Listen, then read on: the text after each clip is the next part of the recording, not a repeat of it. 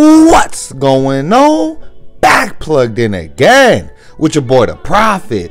And so today, man, we got more Anthem gameplay video for you guys. We're going to be going over the IGN live stream that just happened. We do have some unknown map exploration. We got highlights of the boss battle, which was a huge battle. This is just hard difficulty, not Grandmaster 1 or 2. I also do have a giveaway for some early access codes, so make sure you guys stay tuned and subscribe to the channel. But we about to get it popping. Hope you guys enjoy the content. Let's get it lit. Drop my shit. I kept it the same, no, I never changed. The niggas, they think I got cheat codes. I came in the game, they don't want my name. The niggas around me, my people. Yes, I got a feeling, a wonderful feeling when I'm in the building in beast mode. These niggas be capping, they really be acting, they ain't really about it, I'm lethal. Say that you packing, but I see you lacking, so I get them gone finito.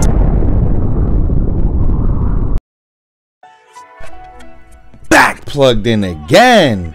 Alright, man, so we got more Anthem gameplay for you guys. We're going to be looking at this gameplay, trying to take down this big boss, the Ascari. This is a pretty big battle. You got to be very coordinated with your team as far as that. Pretty difficult stuff. So the biggest issue that I really see watching this gameplay is that their team composition isn't very great. From what I can see, they're a whole bunch of rangers, so there's not a whole lot of probability of priming enemies for targets. Storms are amazing at priming targets. Colossus are amazing at detonating and getting huge damage.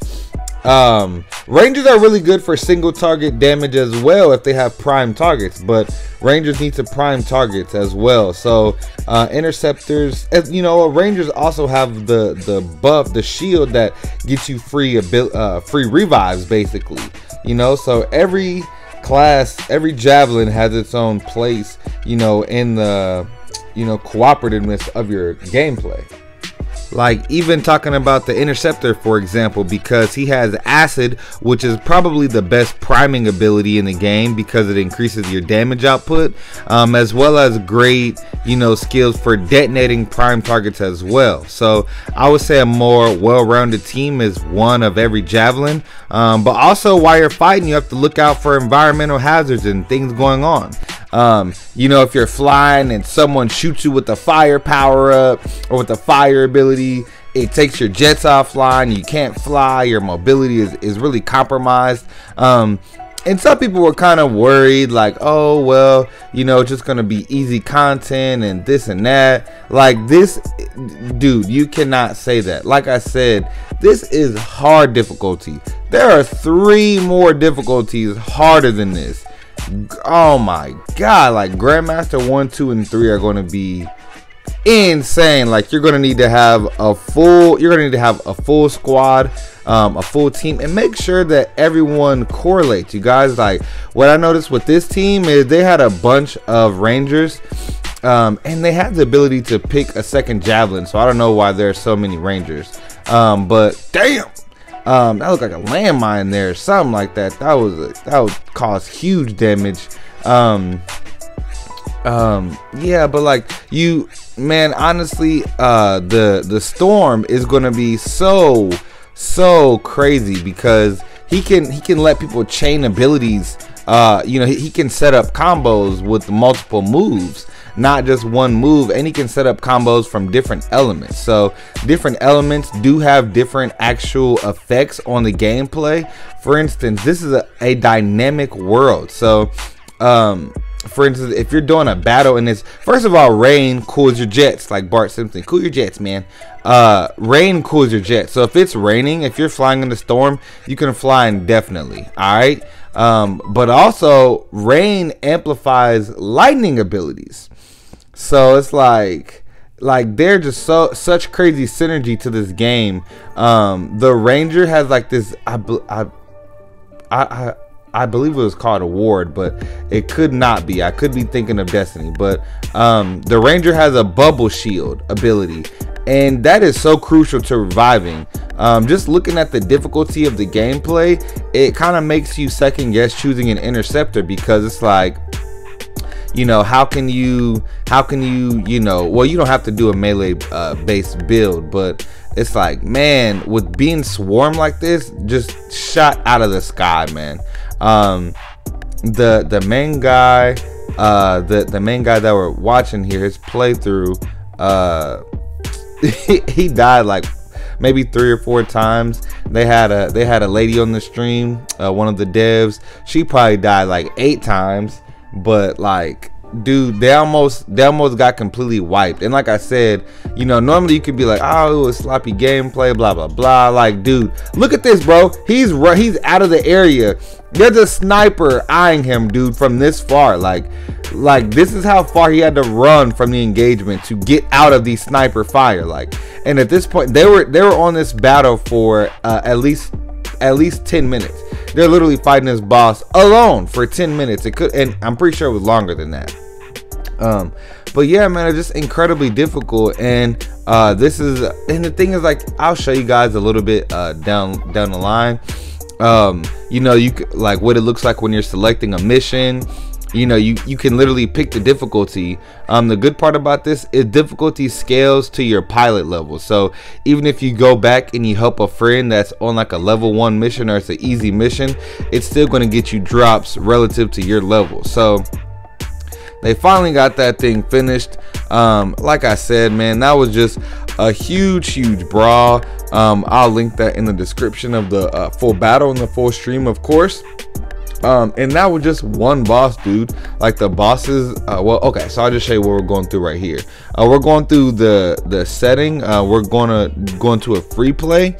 We're setting the difficulty, and we were in a party at first. So what we're gonna do here is disengage with the party.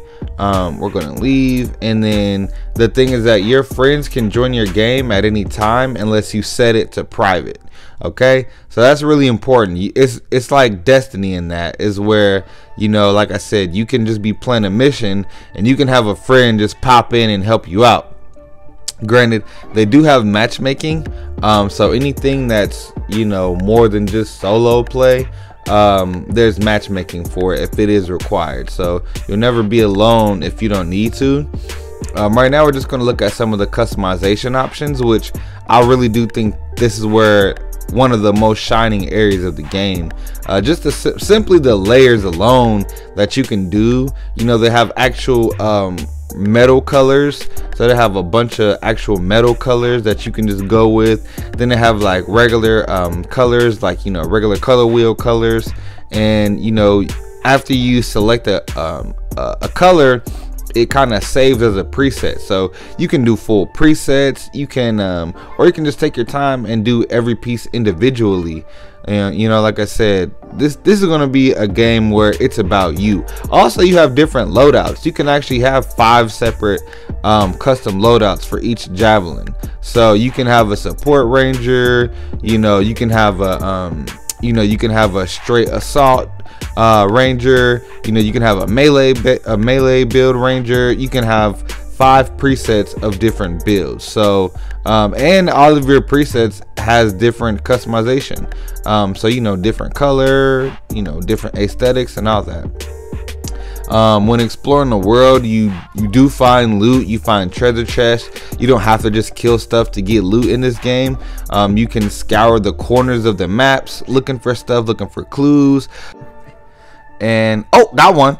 Right now we're in free play. You know, you don't have to kill things to get loot. And also one other thing, okay, we're at the Eden Grove, which this is a very majestic place. Just looking at everything, it's kind of a breathtaking locale, to be honest.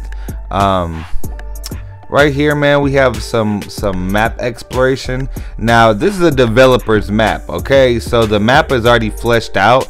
A lot of these areas are just going to be straight black on our maps when we first get the game, so it's going to be black just like that. So these are, you know, so the areas that we see are ones that have already been explored, which I'm sure that's not of too high significance, you know, because this is like the demo build, I would imagine. But yeah, I mean, just the freeness of this game, it really does feel amazing. You know, once you get to being very, very powerful, it's gonna feel like a whole new game. And this is what's called a shared world shooter. If this is your first shared world shooter, you know, just strap in. You know, this is a game that you can play at your own pace. It's not something that you have to rush, or you know, you gotta just be crazy and, you know, play on hard difficulty coming out. You can definitely pace your way through the game. So much stuff to do, so much loot, so much stuff to explore. There's gonna be way more stuff coming out in the game, more javelins when the game launches. I will be giving away some beta codes. If you guys are interested, please comment down below and let me know. You will need to be subscribed to the channel, of course. One last thing, closing thoughts. You know, when you're gonna get powerful in this game, it's gonna feel like a totally different game. I remember Destiny, the beginning stages before having exotic gear, and on this game you can equip as much legendary gear as you can, you know. So it's gonna be amazing getting those perks, combining your synergy and finding that best playstyle for you. I'm very much looking forward to Anthem and everything it has to offer. I'm gonna be playing this game tomorrow as the demo launches, so make sure you're tuned in for that kind of content. And thank you guys for joining the channel. I appreciate all the love and support. Make sure you like, share, subscribe. Prophet Nation, I love y'all. I'm out this mother.